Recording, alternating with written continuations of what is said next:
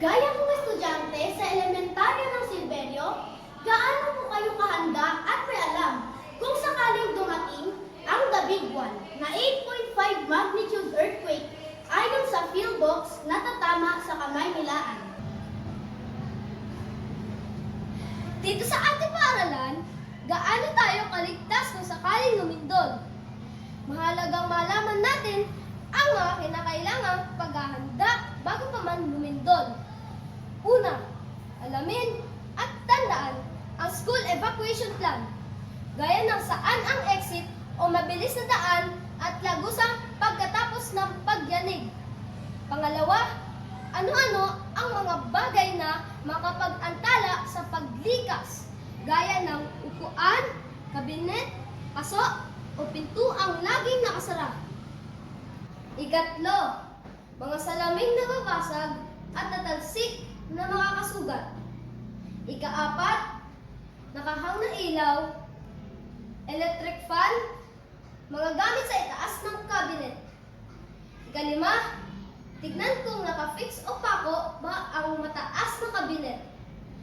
Ika-anim, makinig sa guro sa mga paalala.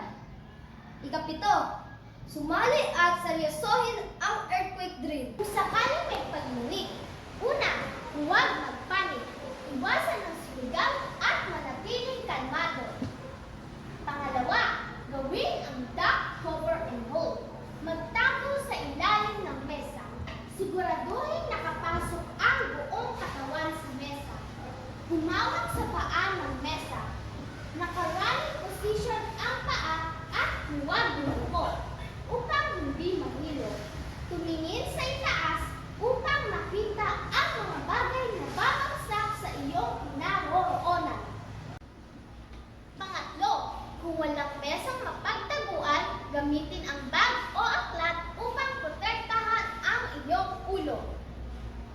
Pang-apat, kung ikaw ay nasa hallway o koridor, dumikit o pumilit sa pader na nakalungot at running position. Ikalima, umiwas sa bintanang may salamin at maging sa tabi na nakatayong Pag tumigil ang pagyanig, mabilis na tumayo at maayos na pumila palabas. Iwasan magtulakan upang walang madapa. Pangwalo, kung may kamag-aral na mahina ang kalusugan o PWD, sikapin siya matulungan makaligas. Sumunod sa leader patungo sa ligtas na lugar.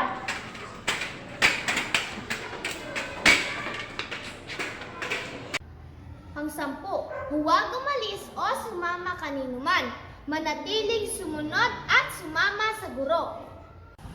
11, kung sakaling nais kunin kayo sa evacuation area, ipaalam sa guro, siguraduhin alam at nailista ni teacher ang taong sumundo.